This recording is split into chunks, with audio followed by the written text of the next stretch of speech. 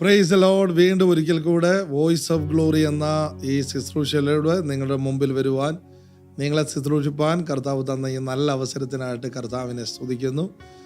ഈ ശുശ്രൂഷകൾ നിങ്ങൾക്ക് അനുഗ്രഹമായെന്ന് ഞങ്ങളെ വിളിച്ചറിയിക്കുന്നതിന്, മെസ്സേജ് അയക്കുന്നതിന്, കേരളത്തിലെ വളരെ പ്രധാനപ്പെട്ട ശുശ്രൂഷകർ ഞങ്ങൾ പ്രതിതുല്യം ബഹുമാനിക്കുകയും സ്നേഹിക്കുകയും ചെയ്യുന്ന ദൈവഭൃത്യന്മാർ അയച്ച മെസ്സേജുകൾ ഞങ്ങൾക്കത് വളരെ വളരെ പ്രചോദനമാണ് ഈ ശുശ്രൂഷകൾ മുമ്പോട്ട് കൊണ്ടുപോകാൻ. അപ്പോൾ തന്നെ ഒത്തിരി പേർക്ക്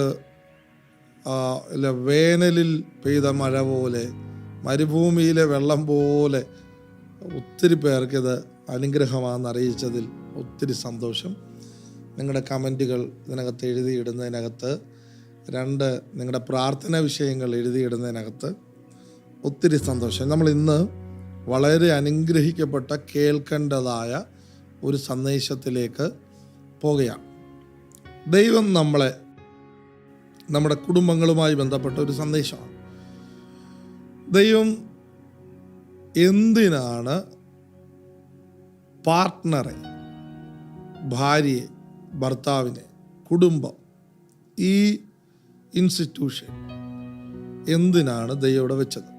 വിവാഹം വേണ്ട എന്നും വിവാഹം വിലക്കൊക്കെ ചെയ്യുന്ന ഒരു വലിയ സമൂഹത്തിൻ്റെ മുമ്പിൽ ജെൻഡർ പ്രശ്നം വലുതായി അതിൻ്റെ സമരങ്ങളും അതിൻ്റെ ആഘോഷങ്ങളും ഒക്കെ നടത്തുന്ന ഒരു വലിയ കമ്മ്യൂണിറ്റിക്ക് മുമ്പിൽ വിവാഹം എന്ന ദൈവിക പ്രോജക്റ്റ് ദൈവം എന്തിനാണ് ഭൂമിയിൽ എത്തിച്ചത്? ദൈവത്തിന് എത്തിച്ചു. ഇതിനെക്കുറിച്ചാണ് ഇന്ന് നമ്മൾ കേൾക്കാൻ പോകുന്നത്. ദൈവത്തിൻ്റെ ഭൂമിയിലെ ഏറ്റവും പരമപ്രധാനമായ മനുഷ്യനെക്കുറിച്ചുള്ള 5 ഉദ്ദേശങ്ങൾ. ദൈവത്തിൻ്റെ ഭൂമിയിലെ മനുഷ്യനെക്കുറിച്ചുള്ള 5 ഉദ്ദേശങ്ങൾ. റോമാലേഖനം 8:30 വാക്യം, 1 തെസ്സലോനിക്കർ 4:3-7 വാക്യങ്ങൾ നിങ്ങളത് ശ്രദ്ധിച്ചാൽ അതിനകത്തെ ആകത്തുക ഞാൻ വായിക്കുകയാണ്. റോമർ 8:30. അതിനകത്ത് 2-3 വാക്കുകളാണ് എടുത്തു പറയേണ്ടത്. മുൻ നിയമിച്ചവരെ വിളിച്ചും, വിളിച്ചവരെ നീതീകരിച്ചും, നീതീകരിച്ചവരെ തേജസ്കരിച്ചും ദൈവം. ഇനി അടുത്തത് 1 തെസ്സലോനിക്കർ 4:3-7 വാക്യങ്ങൾ. ദൈവത്തിൻ്റെ ഇഷ്ടമോ നിങ്ങളുടെ ശുദ്ധീകരണം തന്നെ. 7-ാമത്തെ വചനം, ദൈവം നമ്മെ അശുദ്ധിക്കല്ല വിശുദ്ധീകരണത്തിനത്രേ വിളിച്ചിരിക്കുന്നു. അന്നേരം നിങ്ങൾ ഈ 2 അധ്യായങ്ങൾ, ലേഖനത്തിലെ അധ്യായങ്ങൾ വെച്ചിട്ട് നമുക്ക് മനസ്സിലാകേണ്ട കാര്യം, ദൈവത്തിൻ്റെ ഭൂമിയിലെ പരമപ്രധാനമായ പ്രോജക്റ്റ്, നമുക്ക് വീടോ കാറോ കുഞ്ഞുങ്ങളോ ഭൗതികതയോ ഇതെല്ലാം തരുന്നത് ഒറ്റ ലക്ഷ്യത്തിന് വേണ്ടിയാണ്. അതെല്ലാം ഒരു പ്രോത്സാഹന സംഭാവന പോലെ വാങ്ങിക്കാം. അപ്പോൾ തന്നെ അതല്ല നമ്മുടെ ലക്ഷ്യം. അത് ഈ ഭൂമിയിൽ കിട്ടാനും കിട്ടാതിരിക്കാനും ഒക്കെ ഉള്ള സാധ്യതകൾ കൂടുതലും കുറവാണ്. അവരവരുടെ വിശ്വാസത്തെയൊക്കെ ബേസ് ചെയ്താണ്. ഞാനീ പറയുന്നത് എല്ലാവർക്കും അർജൻറ്റായ കാര്യമാണ്. രോഗസൗഖ്യം ചിലപ്പോൾ കിട്ടിയേക്കാം, കിട്ടാതിരിക്കാം. അത് വിശ്വാസവുമായിട്ട് ബന്ധപ്പെട്ടായിരിക്കാം. 2 ഭൗതികത, വീട് കിട്ടിയേക്കാം, കിട്ടാതിരിക്കാം. അതൊക്കെ ലഭിക്കുകയും ലഭിക്കാതിരിക്കാനുമുള്ള സാധ്യതകളുള്ള സാധനങ്ങളാണ്. പക്ഷെ ഞാൻ ഈ പറയുന്ന കാര്യങ്ങൾ, ഇപ്പോൾ ഈ പറയാൻ പോകുന്ന റോമാലേഖനത്തിലെയും തെസ്സലോനിക്ക ലേഖനത്തിലെയും കാര്യങ്ങൾ ശ്രദ്ധിച്ചാൽ ഇതെല്ലാവർക്കും കിട്ടേണ്ടതാണ്. ഇത് കിട്ടിയില്ലെങ്കിൽ നിങ്ങളുടെ ലൈഫ് തന്നെ മിസ്സായി പോകുന്നതാണ്. ഈ പരമപ്രധാനമായ ഉദ്ദേശം മനസ്സിലാകാതെ പോവുകയാണ്. അതിനകത്ത് 1-ാമത്തേത് പ്രീഡെസ്റ്റിനേറ്റ്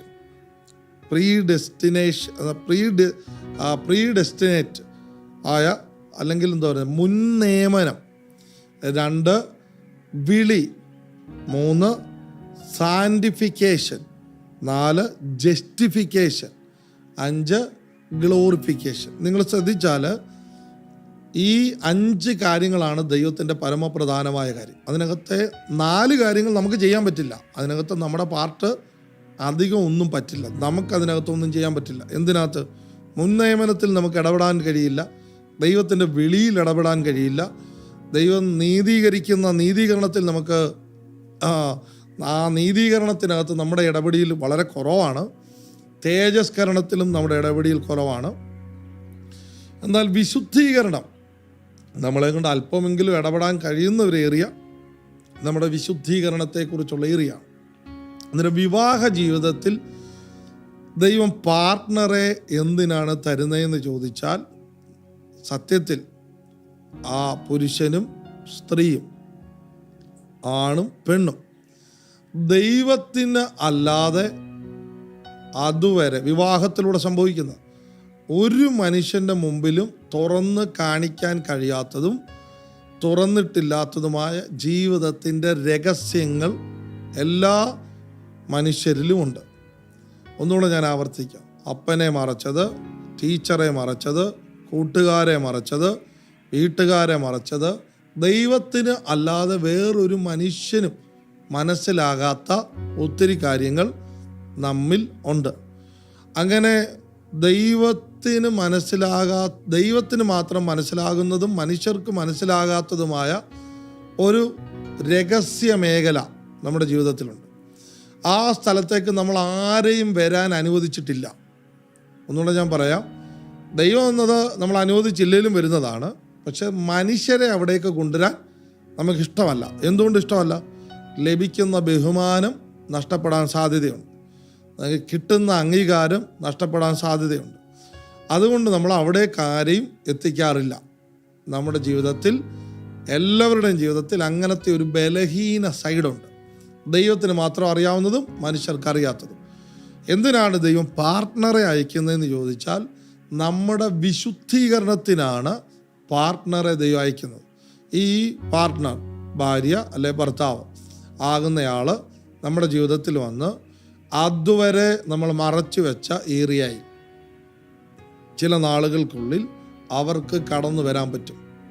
ഒന്നുകൂടെ ഞാൻ ആവർത്തിക്കുന്നു. അപ്പനെ മറച്ച, കൂട്ടുകാരെ മറച്ച, വീട്ടുകാരെ മറച്ച ആ രഹസ്യ ഏരിയയിൽ നിങ്ങൾ പ്രാർത്ഥിക്കുന്നയാളാണെങ്കിൽ, നിങ്ങൾ കുടുംബജീവിതത്തിന് വലിയ പ്രസക്തി കൊടുക്കുന്നയാളാണെങ്കിൽ ആ സ്ഥലത്ത് നിങ്ങളുടെ പാർട്ട്ണർക്ക് വരാൻ കഴിയും. അങ്ങനെ വരുമ്പോൾ നിങ്ങൾ അതുവരെ കാണാത്ത ഒരു വ്യക്തിയെ, അല്ലെങ്കിൽ നിങ്ങൾ അതുവരെ കണ്ട പുറം ലോകം കണ്ടിട്ടില്ലാത്തൊരു വ്യക്തിയായിരിക്കും അവിടെ കാണാൻ സാധിക്കുന്നത്. അന്നേരം ഈ എന്തിനാണ് ഒരു വ്യക്തിയെ ദൈവം അവിടേക്ക് അയക്കുന്നത്? നിങ്ങൾ ശ്രദ്ധിച്ചാൽ, ഞാൻ മുമ്പിലത്തെ ഏതോ എപ്പിസോഡിൽ പറഞ്ഞിട്ടുണ്ട്, നിങ്ങൾ സെർച്ച് ചെയ്താൽ കിട്ടും. ദൈവം നമ്മുടെ ജീവിതത്തിൽ വ്യക്തികളെ അയച്ച് നമ്മളെ അനുഗ്രഹിക്കുന്ന ദൈവമാണ്. ഇസ്രായേലിനെ രക്ഷപ്പെടുത്താൻ മോശെ അയക്കുന്നു. ഇസ്രായേലിന് പുരോഹിതനായിട്ട് ആളെ അയക്കുന്നു. പ്രവാചകന്മാരെ അയക്കുന്നു. ഇസ്രായേലിനെ ബ്ലസ് ചെയ്യാൻ അബ്രഹാമിനെ അയക്കുന്നു.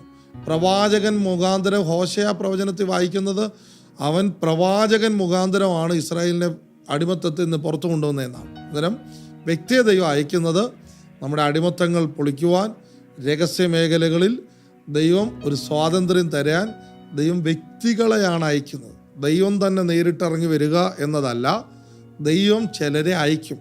യേശുവിനെ ഭൂമിയിലേക്ക് പാപങ്ങളിൽ നിന്ന് രക്ഷിക്കുവാൻ ഇസ്രായേലിൽ അയച്ചതുപോലെ നമ്മുടെ ജീവിതത്തിലേക്ക് പാർട്ട്ണറെ ദൈവം അയക്കും.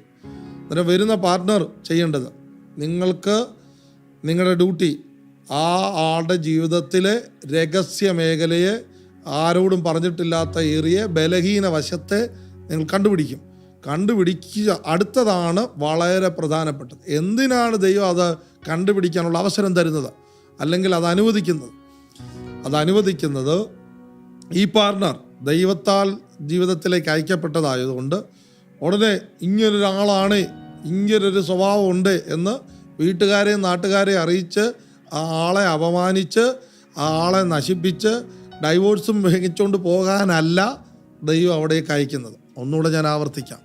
കുടുംബജീവിതത്തിലെ ഒരു വലിയ പ്രശ്നമാണ് ഇപ്പോൾ ഞാൻ പറഞ്ഞുകൊണ്ടിരിക്കുന്നത്.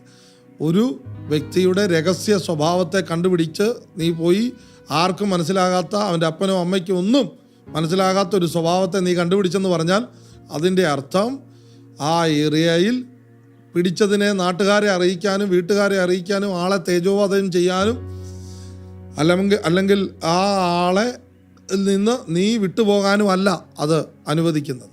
അത് നീ ആ സ്ഥലത്തേക്ക് ചെന്ന് അത് കണ്ടുപിടിക്കുമ്പോൾ നീ കൂടുതൽ പ്രാർത്ഥനയും കൂടുതൽ ആ ആളിന് വേണ്ടി പ്രാർത്ഥിക്കുവാനും ആ ആളിനെ വിശുദ്ധീകരണത്തിൽ ഒരുക്കിയെടുക്കാനും ദൈവം നിൻ്റെ ജീവിതത്തിൽ അങ്ങനത്തെ ആ ആളിന് അനുഗ്രഹമാകാൻ ഒരു റോള് തന്നേക്കുവാണ്. നിങ്ങളിതിനെ ഇങ്ങനെ തന്നെ എടുക്കുക. പ്രത്യേകിച്ച് ക്രിസ്തീയ വിവാഹത്തിലൂടെ ദൈവം ഉദ്ദേശിക്കുന്നത് ആ വ്യക്തിയെ തേജോവധം ചെയ്യാനല്ല. ആ ബലഹീന സൈഡ് നിനക്ക് കാണിച്ചു തന്നത് അവിടെ ചെന്ന് താങ്ങായിട്ട് നിൽക്കാൻ, തണലായിട്ട് നിൽക്കാൻ, ആ സൈഡ് സ്ട്രെങ്തൻ ചെയ്യാൻ വേണ്ടിയാണ് ദൈവം നിന്നെ അവിടെ അയച്ചത്. ആ വ്യക്തി നിന്നിലൂടെ വിശുദ്ധീകരണത്തിലേക്ക് പോകണം. ഞാൻ ഒന്നുകൂടെ ആവർത്തിക്കുന്നു, നിന്റെ പാർട്ട്ണർ, നിന്റെ കുടുംബജീവിതം സ്വർഗമാകാൻ, സ്വർഗത്തിൽ ചെന്നിട്ട് ആ കുടുംബജീവിതം സ്വർഗമാകുന്നതല്ല, ഭൂമിയിൽ വെച്ച് തന്നെ കുടുംബജീവിതം സ്വർഗമാകാൻ നിന്റെ പാർട്ട്ണർ, നിന്റെ ജീവിത പങ്കാളി ആ സ്ഥലത്ത് വന്ന് നിനക്ക് വേണ്ടി ആർക്കും മുമ്പിൽ വെളിപ്പെട്ടിട്ടില്ലാത്ത, എല്ലാവരെയും മറച്ചത് ദൈവത്തിന് മാത്രം അറിയാവുന്ന ആ ഏരിയയിൽ ആ വ്യക്തിക്ക് വിശുദ്ധീകരണത്തിന് വേണ്ടി ദൈവം അയച്ചതാണ്. രഹസ്യം പിടിച്ച ആളും പിടിക്കപ്പെട്ട ആളും ഒരുമിച്ച് ദൈവത്തോട് പറയണം, ഈ ആളിനെ ഇങ്ങനെ അയച്ചതിന് നന്ദി. പിടിച്ച ആൾ പറയുക, ദൈവമേ ഇത് വെളിപ്പെടുത്തിയതിന് നന്ദി, ഈ ആളിന് ഞാൻ ഒത്തിരി അനുഗ്രഹമാകണം, ഈ ഏരിയയിൽ വീക്കാണ്, ബലഹീനമാണ്, ഇതിനെ ശക്തീകരിപ്പാൻ കൃപ തരണം എന്ന് ഒരു പ്രാർത്ഥനയോടെ ഇത് കേൾക്കുന്നവർ അതിനെ സമീപിച്ചാൽ നിങ്ങളുടെ സ്പീഡ് ഒരു സ്വർഗമായിട്ട് മാറും. അതിനെ, ആ തെറ്റിനെ ആഘോഷിക്കാനല്ല, ആ തെറ്റിനെ ക്ലീൻ ചെയ്ത് കളയുവാൻ, ആ പഴുപ്പിനെ പുറത്തു കളയുവാൻ ഒരു ശുശ്രൂഷകൻ എന്ന റോളിൽ ദൈവം നിന്നെ അവിടെ അയച്ചതാണ്. ആ കുടുംബത്തിന് അനുഗ്രഹമാകാൻ. ദൈവം എപ്പോഴും കുടുംബങ്ങളിലൂടെ സംസാരിക്കുന്ന ദൈവമാണ്. കുടുംബത്തിലൂടെ മാത്രമാണ് ദൈവം ലോകത്തോട് എന്തെങ്കിലും പറഞ്ഞിട്ടുള്ളത്. എല്ലാ കുടുംബങ്ങളിലൂടെയും ദൈവത്തിന് ലോകത്തോട് സംസാരിക്കാൻ ആഗ്രഹിക്കുന്നു. എന്നെ ഇപ്പോൾ കേൾക്കുന്ന ഗ്രേസ് ഫാമിലിയിൽ എന്നെ ശ്രദ്ധിക്കുന്നവർ, വോയിസ് ഓഫ് ഗ്ലോറിയിൽ എന്നെ ശ്രദ്ധിക്കുന്നവർ, എൻ്റെ ജീവിതത്തിൽ ദൈവം അയച്ച എൻ്റെ പാർട്ണർ, എൻ്റെ പങ്കാളി, ദൈവം എൻ്റെ ജീവിതത്തിൽ എൻ്റെ ബലഹീന വശത്ത് എന്നെ ശുശ്രൂഷിക്കുവാൻ ദൈവം അയച്ച, വിശുദ്ധീകരണത്തിന് അയച്ച ആളാണെന്ന് കണ്ടുകൊണ്ട് അതിനെ സ്വീകരിക്കുക. ഒരുമിച്ച് നമ്മൾ പ്രാർത്ഥിക്കാൻ പോവുകയാണ്. ഇതുവരെ തെറ്റുപറ്റിപ്പോയി, ഞാൻ ഒത്തിരി പേരോട് ഇത് പറഞ്ഞ് അദ്ദേഹത്തെ ആക്ഷേപിച്ചു, ആ സ്ത്രീയെ ആക്ഷേപിച്ചു, ആ പുരുഷനെ ആക്ഷേപിച്ചു. അങ്ങനെയുള്ളവർ പരിശുദ്ധാത്മാവിനോട് ക്ഷമ പറയുക. ഞാൻ നിങ്ങളോട് പറയുന്നു, നിങ്ങൾ ആ വീടിനകത്ത് ബൈബിൾ പറയുന്ന പോലെ റാഹേലാണ് ആ ഇസ്രായേൽ ഗ്രഹം പണിതതുപോലെ, രൂത്തിനെ അനുഗ്രഹിക്കുമ്പോൾ പറയുന്നത് റാഹേൽ ഇസ്രായേൽ ഗ്രഹം പണിതതുപോലെ നീയും അത് ചെയ്യട്ടെ. ഞാൻ അത് തന്നെ പ്രാർത്ഥിക്കുന്നു. ഇപ്പോൾ എന്നെ ശ്രദ്ധിക്കുന്ന കുടുംബജീവിതങ്ങളിൽ തകർച്ചകൾ നേരിടുന്ന, വാക്ക് തർക്കങ്ങളിൽ നിൽക്കുന്ന, യുദ്ധസമാനമായ അന്തരീക്ഷത്തിൽ നിൽക്കുന്ന, കഴിഞ്ഞ നാളുകളിൽ ചില ബലഹീനവശം മനസ്സിലായ പാർട്ട്ണർ ഇപ്പോൾ കൂടുതൽ മുഴങ്കാലിൽ പ്രാർത്ഥനയ്ക്കായിട്ട് ദൈവസന്നിധിയിൽ അടുക്കുക. ആ സ്ഥലത്ത് ജയിക്കാനുള്ള കൃപ പരിശുദ്ധാത്മാവിനോട് ചോദിക്കുക. നിന്റെ കഴിവിലും നിന്റെ വാചകത്തിലും നടക്കത്തില്ല, കൗൺസിലറെ കൊണ്ട് നടക്കില്ല. കൗൺസിലിംഗ് അല്ല ഇതിന് പരിഹാരം. പരിശുദ്ധാത്മാവിനെ ആ സ്ഥലത്തേക്ക് എത്തിക്കുക. പരിശുദ്ധാത്മാവിന് നിന്നെ അവിടെ സഹായിക്കാൻ പറ്റും. ഒരുമിച്ച് ഞങ്ങൾ പ്രാർത്ഥിക്കും. അത്ഭുതമാകട്ടെ. സ്വർഗം അവരുടെ കുടുംബങ്ങളിലൂടെ വെളിപ്പെട്ട് മാനിഫെസ്റ്റ് ചെയ്ത് വരട്ടെ. ബ്ലെസ് ചെയ്യുന്നു. ദൈവം നിങ്ങളെ അനുഗ്രഹിക്കട്ടെ.